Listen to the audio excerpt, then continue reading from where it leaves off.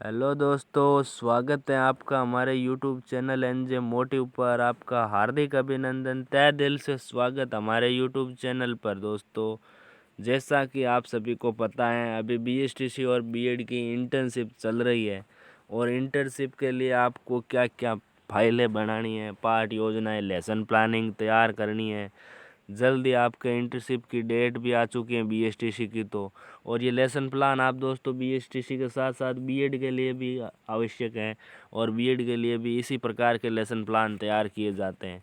तो हमने आपको 2 हिंदी और इंग्लिश के 4 लेसन प्लान पहले अवेलेबल करवा दिए हैं, जो हमारे यूट्यूब चैनल की प्ले लिस्ट पर अपलोड किए जा चुके हैं। वहाँ पर प्ले लिस्ट में आप जाकर सर्च करके देख सकते हो। और इसी के साथ अवलोकन की जो रिपोर्ट होती है, उसमें जो 7-8 पत्रक हैं, उनको अलग अलग किस प्रकार भरना है हमने बताया है वीडियो में। पिछला वीडियो इसी पर बनाया गया हमारे चैनल पर। अगर चैनल पर पहली बार आ रहे हो तो यूट्यूब चैनल एनजे मोटिव को सब्सक्राइब करके बेल आइकन को प्रेस कर लीजिए, ताकि आप सभी लेसन प्लान अच्छे से हमारे यूट्यूब वीडियो से देखकर अच्छे से बना पाओ। तो दोस्तों, स्टार्ट करते हैं वीडियो। इसमें हम 2 पाठ योजनाएं शामिल कर रहे हैं, जिसमें एक हिंदी की है और एक पर्यावरण अध्ययन की। दोस्तों, तो जो हिंदी की है वो हमने पिछले वीडियो में भी संज्ञा का बनाया है और इसमें भी संज्ञा का बना रहे हैं दोस्तों। तो इसमें संज्ञा का बनाने का रीज़न क्या है दोस्तों, क्योंकि इसमें हम एक नए प्रारूप में पाठ योजना तैयार कर रहे हैं दोस्तों। क्योंकि ये दोस्तों पाठ योजना का नया फॉर्मेट है, जिसमें आप अगर उस फॉर्मेट से नहीं करना चाहते हो तो इस फॉर्मेट में कर सकते हो, और उस फॉर्मेट में करते हो तो भी कोई दिक्कत वाली बात नहीं है। तो दोस्तों, आपको पता ही होगा 22 तारीख से आपके बीएसटीसी वालों के तो आ गया है डेट की लेसन प्लान कब होना है। तो देखिए, ये हमारा लेसन प्लान फर्स्ट है। इसमें ऊपर लिख देना आपको अभ्यासशाला का नाम, जिसमें आप लिखा हुआ इसमें देख पा रहे होंगे। फिर पाठ संख्या का नाम है, विषय है, पाठ का नाम है, प्रकरण संख्या ले ली, कक्षा 5 ले ली। फिर अपेक्षित दक्षताओं में आप लिखोगे उद्देश्य उसी प्रकार जिस प्रकार आपने पिछले प्रारूप में लिखा था। तो इसमें हो जाएगा हिंदी भाषा व्याकरण को समृद्ध करना, संज्ञा शब्दों का ज्ञान करवाना, हिंदी भाषा में व्याकरण का प्रयोग का ज्ञान कराना, वर्णमाला व विराम चिन्हों से अवगत कराना, शुद्ध व्याकरण के साथ मौखिक पठन पाठन कौशल कराना, हिंदी भाषा में छात्रों की रुचि उत्पन्न करना। ये आपको इन दिए गए कौशलों के अनुसार दक्षताएं लिखनी है, जैसे उद्देश्य कौशल हैं, ज्ञान कौशल, अवबोध हैं, ज्ञान उपयोग हैं, कौशल, मौलिकताएं, अभिरुचि है। इनके आधार पर आपको दक्षताएं लिखनी है। फिर हैं कि हमारे शिक्षण अधिगम बिंदु क्या क्या होंगे इसमें। तो ये बिंदु होंगे कि शिक्षा क्या है, इसकी परिभाषा, फिर संज्ञा के भेद कितने हैं, कौन कौन से हैं, उदाहरण सहित। फिर संज्ञा शब्दों का प्रयोग किस जगह पर किस प्रकार किया जाता है, उसकी पहचान किस प्रकार करें, इसके संदर्भ में लिखना है। फिर 8वां पॉइंट देखो कि शिक्षण अधिगम सामग्री, शिक्षण में सहायक सामग्री। तो दोस्तों, वीडियो अच्छा लग रहा है तो लाइक कर दीजिएगा एक बार, और अपने दोस्तों के साथ शेयर भी कीजिए, ताकि वो भी अच्छे से डायरिया बना पाए। तो दोस्तों, हमने अपना कर्तव्य निभाते हुए वीडियो बना रहे हैं, तो आप वीडियो को पूरा ज़रूर देखें, तभी आप समझ पाओगे कि किस प्रकार आप डायरी बनाओगे, किस प्रकार आपको डायरी बनानी है। तो शिक्षण अधिगम सामग्री है ना, इसमें देख लो कि श्यामपट्ट है, चौक, डस्टर, चार्ट, अभ्यास पुस्तिका, इस प्रकार ये ज़्यादातर सभी लेसन प्लान में आपको यही सहायक सामग्री यूज़ करनी है। अब 1-2 में अलग कर सकते हो, वो उनकी विषय वस्तु पर आधारित होनी चाहिए। विषय वस्तु पर निर्भर करता है कि आप कौन सी शिक्षण सहायक सामग्री का प्रयोग करोगे। फिर है शिक्षण अधिगम की विधियाँ, जैसे प्रश्नोत्तर विधि है, व्याख्यान विधि है, स्पष्टीकरण विधि है, विश्लेषण विधि है। इनका प्रयोग करेंगे हम अपने पाठ योजना में। फिर है कि पूर्व ज्ञान किस प्रकार है छात्रों को। तो इसमें हम लिख देंगे कि छात्रों को व्याकरण की सामान्य जानकारी तो है, मगर उनको व्याकरण का व्यवहारिक ज्ञान नहीं है। अगला देखो कि प्रस्तावना। तो हमने उस जो पहले पाठ योजना बनाई थी उस प्रारूप में भी प्रस्तावना था, लेकिन इस प्रारूप के अनुसार नहीं था। प्रस्तावना में क्या होते हैं कि हम कुछ ऐसे प्रश्न पूछते हैं जो बालक को पाठ योजना से संबंधित करते हैं, संबंध बनाने में काम आते हैं।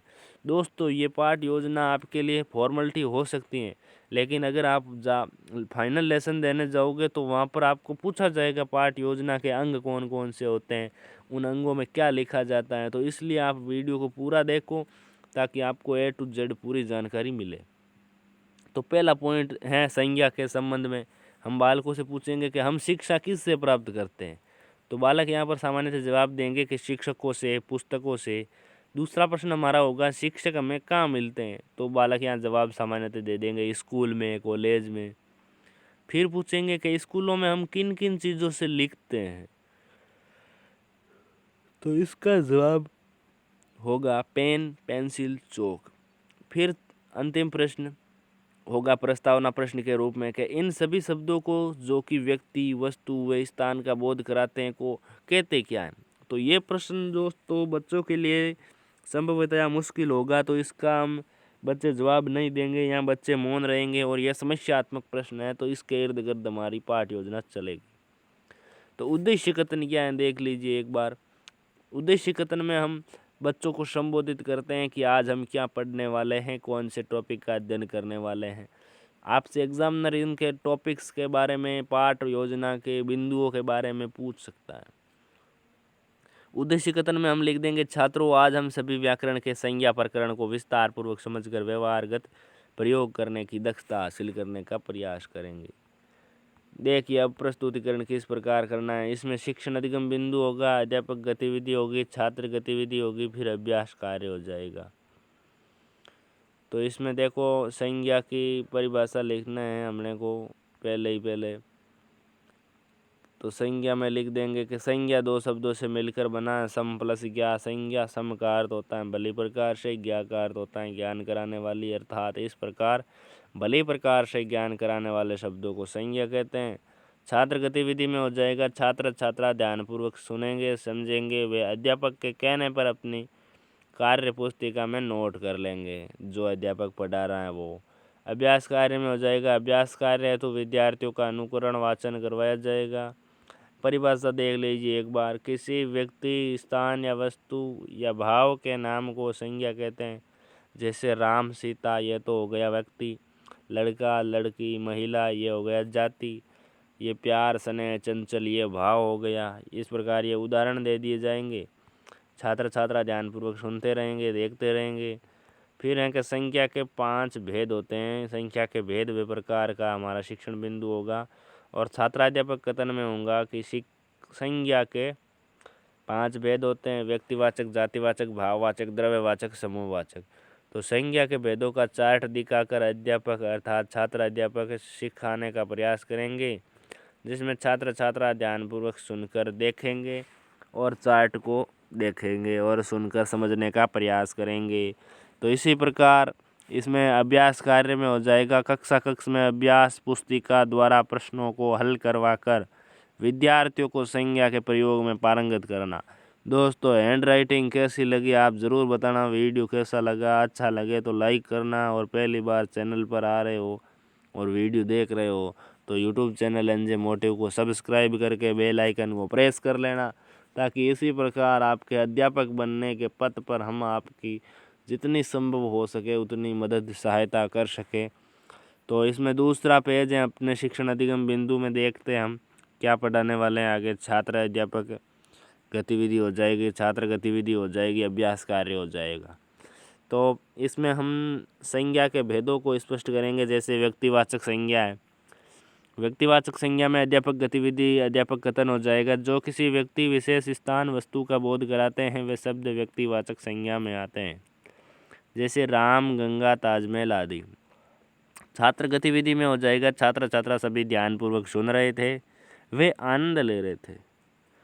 तो अभ्यास कार्य में हो जाएगा संज्ञा के उदाहरण लिखाकर विद्यार्थियों को पूछा गया कि ये किस भेद में आएंगे। अगला शिक्षण बिंदु है अपने जातिवाचक संज्ञा। जो शब्द किसी वस्तु की संपूर्ण जाति का बोध कराते हो, जैसे नदी है, पर्वत है, स्कूल है, लड़का है, महिला है आदि आ जाते हैं इसमें। फिर अगला बिंदु है कि भाववाचक संज्ञा। किसी भाव, गुण, दशा आदि का ज्ञान कराने वाले शब्द भाववाचक संज्ञा में आते हैं। जैसे क्रोध, प्रेम, दुख, सुखी आदि। छात्र छात्रा ध्यानपूर्वक अध्यापक को ध्यानपूर्वक सुनकर उनका अनुकरण करेंगे। इसी प्रकार अन्य अभ्यास पुस्तिकाएं भी तैयार कर विद्यार्थियों को अभ्यास करवाया जाएगा, ये अभ्यास कार्य में आ जाएगा। फिर द्रव्यवाचक संज्ञा, जिन शब्दों से किसी सामग्री या पदार्थ का बोध हो, जैसे दूध, पानी, तेल आदि। अंतिम हो जाएगा अपना शिक्षण बिंदु में समूहवाचक संज्ञा। किसी व्यक्ति का वाचक न होकर समूह का बोध कराते हो वो समूहवाचक संज्ञा में आ जाएगा, जैसे वर्ग, सभा, सेना, पुलिस आदि। तो समझ नहीं आने पर विद्यार्थी यहाँ प्रश्न पूछेंगे, विद्यार्थी प्रक्रिया में, विद्यार्थी गतिविधि में। अभ्यास कार्य में हो जाएगा, बार बार अनेक प्रश्नों को हल करवा कर उन्हें संज्ञा के व्यवहारिक प्रयोग हेतु पारंगित किया। फिर है कि अगर किसी छात्र छात्रा जिन शब्दों में कठिनाई अनुभव कर रहे थे उनसे संबंधित प्रश्न पूछे गए। छात्र गतिविधि में अगर किसी विद्यार्थी, छात्र अध्यापक यहाँ पर अंतिम बिंदु के रूप में कह देगा कि अगर किसी विद्यार्थी को कुछ भी बिंदु, कोई भी बिंदु समझ में नहीं आया है तो एक एक करके अपना प्रश्न पूछ सकते हैं। और छात्र गतिविधि में हो जाएगा, छात्र छात्रा जिन शब्दों में कठिनाई का अनुभव कर रहे थे उनसे संबंधित प्रश्न पूछे गए और अध्यापक द्वारा जवाब दिए गए। श्यामपट्ट सार। तो दोस्तों श्यामपट्ट का बोर्ड का किस प्रकार शिक्षण में उपयोग किया गया ये बताना है इसमें। तो इसमें लिखेंगे कि शिक्षण के दौरान संज्ञा की परिभाषाएं भेदों के उदाहरण हैं। भेदों व उदाहरण को श्यामपट्ट पर रंगीन चौकों के प्रयोग से प्रभावी व ग्रहण योग्य लेखन किया गया। बोर्ड पर श्यामपट्ट पर शिक्षण के दौरान श्यामपट्ट को अच्छे से उपयोग में लिया गया। फिर है मूल्यांकन के लिए कुछ उद्देश्य आधारित प्रश्न, जैसे संज्ञा किसे कहते हैं, संज्ञा के प्रकार बताइए, जातिवाचक संज्ञा व समूहवाचक संज्ञा में क्या अंतर है, भाववाचक संज्ञा शब्द किन किन शब्दों से बनती है, संज्ञा के प्रत्येक भेद के 5-5 उदाहरण लिखिए। फिर गृह कार्य के तौर पर कुछ 3 प्रश्न दिए गए हैं इस प्रकार कि संज्ञा के भेदों को उदाहरण सहित परिभाषित करना है। सेकंड क्वेश्चन हो जाएगा, निम्न शब्दों को छांटिए कि ये संज्ञा के कौन से भेदों में आएंगे, जैसे मिठास, रमेश, दिल्ली, चंचलता, प्रेम, स्नेह, सेना, परिवार, दूध, पानी, तेल आदि। थर्ड क्वेश्चन हो जाएगा, भाववाचक संज्ञा शब्दों का निर्माण किन किन शब्दों से होता है, स्पष्ट कीजिए। पर्यवेक्षक की टिप्पणी में आपको सिर्फ बिंदु लिखने हैं, जिन बिंदु के आधार पर पर्यवेक्षक को टिप्पणी करनी होती है। टिप्पणी में आपको टिप्पणी नहीं करनी है। इसमें हम लिख देंगे शिक्षण का प्रारंभ, विद्यार्थियों से अंत्यक्रिया, सहायक सामग्रियाँ व गतिविधियाँ, मूल्यांकन। तो इसमें पर्यवेक्षक की टिप्पणी के लिए ये बिंदु हैं, इन बिंदुओं के आधार पर पर्यवेक्षक टिप्पणी कर देगा। नीचे आपको छात्राध्यापक हस्ताक्षर कर देने। तो ये हमारे नए प्रारूप का हिंदी में संज्ञा का लेसन प्लान था। अब हम पर्यावरण अध्ययन के एक लेसन प्लान को देख लेते हैं, जिसमें आप इसे इस प्रारूप या पहले वाले प्रारूप के अनुसार बना सकते हो। स्कूल का नाम लिख देना है, कक्षा लिखनी है, विषय हैं, पाठ हैं, प्रकरण है। अधिगम क्षेत्र में कक्षा लिख देनी है अपने को। प्रकरण में हमने क्या लिखा है कि कहाँ कहाँ से पानी, और पाठ का नाम हो जाएगा जल। तो इसमें अपेक्षित दक्षताओं में लिख देंगे कि छात्रों को अपने पर्यावरण को जानने में सक्षम बनाना, जल हमें कहाँ कहाँ से मिलता है बताना, जल का महत्व बताना, जल की पेयजल की सीमितता को बताते हुए जल प्रबंधन के लिए जागरूक करना, छात्रों की पर्यावरण के घटकों के प्रति रुचि संवेदना बढ़ाना। ये हमारे इसमें अपेक्षित दक्षताएं होगी जो विकसित की जाएगी। फिर है शिक्षण अधिगम बिंदु। शिक्षण अधिगम बिंदुओं में हम लिख देंगे जल कहाँ कहाँ से, वर्षा जल संग्रहण, जल का शुद्धिकरण, कलात्मक जल स्रोत व बड़े बांध। फिर है शिक्षण अधिगम सामग्री। इस सामग्री में हम श्यामपट्ट है, चौक है, डस्टर है, पाठ्य पुस्तक है, चार्ट शीट है, पोस्टर हैं, प्राचीन जल स्रोतों के चित्र हैं, इनका प्रयोग करेंगे। शिक्षण अधिगम विधियों में देख लेते हैं, प्रश्नोत्तरी विधि हैं, व्याख्यान विधि हैं, स्पष्टीकरण विधि हैं, आदर्श व अनुकरण वाचन की विधियाँ हैं। इस प्रकार ये विधियाँ हो जाएगी। पूर्व ज्ञान। सामान्यतः बालक स्थानीय परिवेश के जल स्रोतों से परिचित हैं, जैसे तालाब, टांका, बावड़ी, कुआं आदि से।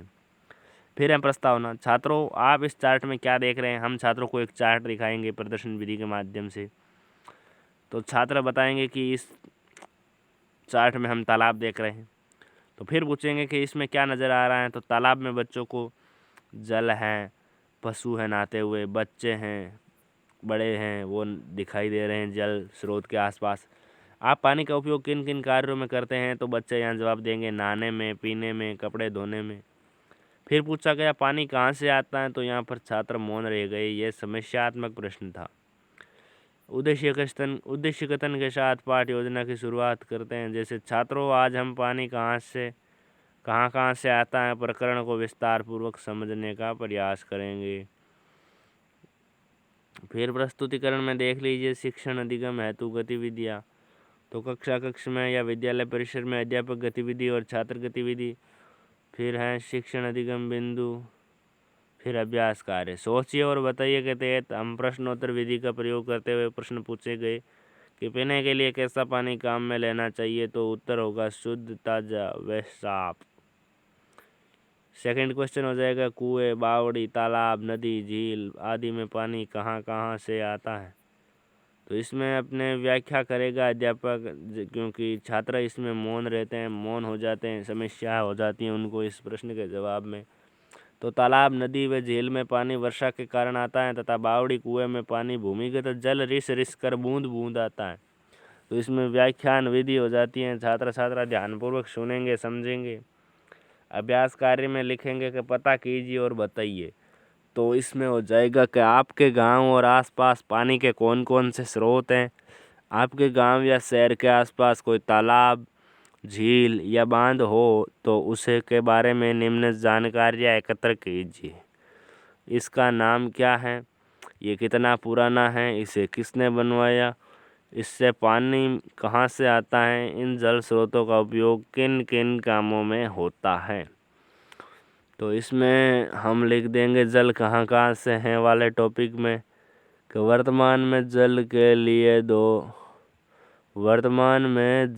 लिए क्या होता है दोस्तों, क्या व्यवस्था है। जल के लिए शहरी निकायों में घर घर में नल लगे हैं, जबकि गांवों में भी जलदाय विभाग की टंकियां बनी हुई हैं। तो छात्र छात्रा क्रिया में हो जाएगा कि ध्यानपूर्वक सुनेंगे व समझेंगे। इसमें हो जाएगा कि जल कहाँ कहाँ से प्राप्त होता है, ध्यानपूर्वक सुन लेंगे छात्र छात्रा। फिर वर्षा जल संग्रहण है। तो राजस्थान राज्य जो कि कई बार अकाल से जूझ चुका है, तो ये जल का महत्व अच्छे से समझता है। यहाँ के लोग वर्षा जल का संग्रहण करने की नई नई तकनीकें अपनाते हैं, जिससे घर की छत को पाइपिंग द्वारा टांके से जोड़ना है। विद्यार्थी इसको ध्यानपूर्वक सुनेंगे, वे जल संग्रहण की जो पाइपिंग पद्धति है, मेथड है, उसको समझने का प्रयास करेंगे। फिर प्रस्तुतिकरण में है कि जल का शुद्धिकरण। तो आजकल झीलों तालाबों का पानी फिल्टर करके पानी को शुद्ध करने के कई तरीके आपने भी देखे होंगे, जैसे कपड़े से छानना, उबालना आदि। तो फिल्टर करके पाइपलाइनों से घरों तक पहुंचाया जाता है। छात्र व छात्रा ध्यानपूर्वक सुनते हुए समझते हैं इसको। जल को शुद्ध करके बताया गया।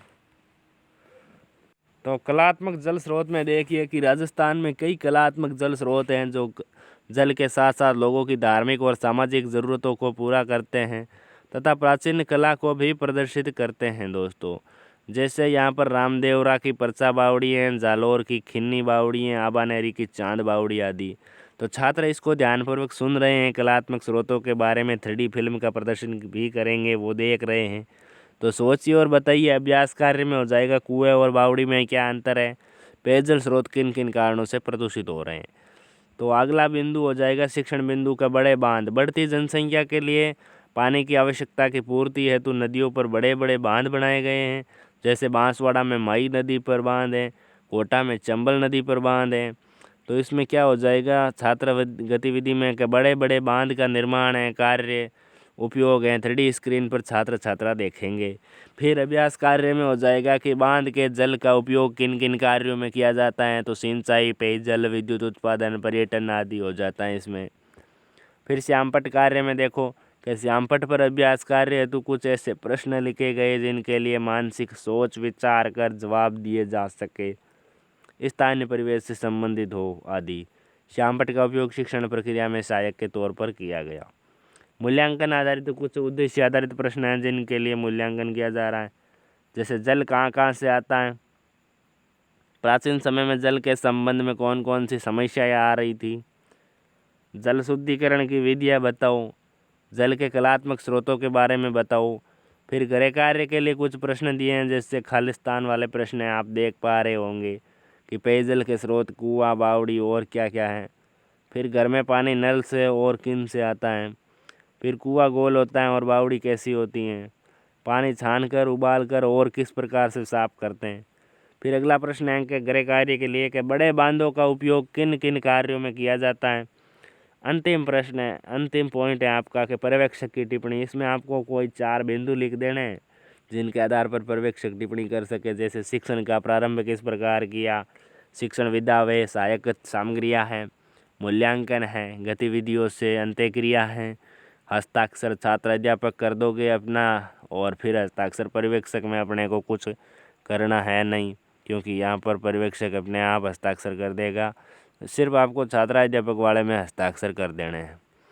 तो दोस्तों वीडियो कैसा लगा कमेंट बॉक्स में ज़रूर बताएं। अच्छा लगा तो लाइक करें। दोस्तों वीडियो देरी से आया इसलिए माफ़ी चाहूँगा। आप भी धैर्य बनाए रखें, आपको समय रहते वीडियो प्रोवाइड करवा दिए जाएंगे। हमारी भी कुछ परिस्थितियाँ होती हैं, कुछ स्थितियाँ होती हैं, हमारे पास भी समय कम है, हमें भी समय रहते वीडियो बनाने के लिए मेहनत कर रहे हैं। तो आपके लिए बस समय रहते हम सभी लेसन प्लान पाठ योजनाएं उपलब्ध करवाने का वादा करते हैं। दोस्तों इसी प्रकार लेसन प्लान पाठ योजनाएं प्राप्त करने के लिए यूट्यूब चैनल एनजे मोटिव को सब्सक्राइब कर ले। आपको यहाँ पर पाठ योजना डायरियों के साथ साथ मतलब एग्ज़ाम के लिए इम्पोर्टेंट क्वेश्चन जैसे हमने फर्स्ट ईयर के लिए भी प्रोवाइड करवाए थे, उसी प्रकार नेक्स्ट ईयर के लिए भी उपलब्ध करवाएंगे। और बीच बीच में हम अन्य सब्जेक्ट की भी तैयारी टू भी कंटिन्यू रखेंगे। तो दोस्तों वीडियो देख ले रहिए। और इंटर्नशिप के लिए हमने जो प्ले लिस्ट बनाई है उस प्ले लिस्ट में आपको सभी डायरियाँ उपलब्ध करवाई गई हैं, तो उनको देख के और अच्छे से तैयार कर ले, क्योंकि आपके इंटर्नशिप की डेट आ चुकी है कि 22 तारीख से इंटर्नशिप स्टार्ट होनी है और 22 के बाद आपके कभी भी हो सकती हैं। कॉलेज वाले आपको सूचना दे देंगे। तो दोस्तों वीडियो अच्छा लगा तो लाइक करें, अपने दोस्तों के साथ शेयर करें, और यूट्यूब चैनल पर पहली बार आए हो तो सब्सक्राइब करके बेल आइकन को प्रेस ज़रूर करके ऑल नोटिफिकेशन से ऑन कर दे, ताकि आपको जब भी वीडियो अपलोड करें नोटिफिकेशन प्राप्त हो जाए। तो दोस्तों वीडियो देखने के लिए एक बार फिर से तहे दिल से आभार, शुक्रिया, धन्यवाद। तो बस वीडियो को यहीं समाप्त करते हैं, मिलते हैं अगले वीडियो में। जय हिंद, जय भारत, वंदे मातरम।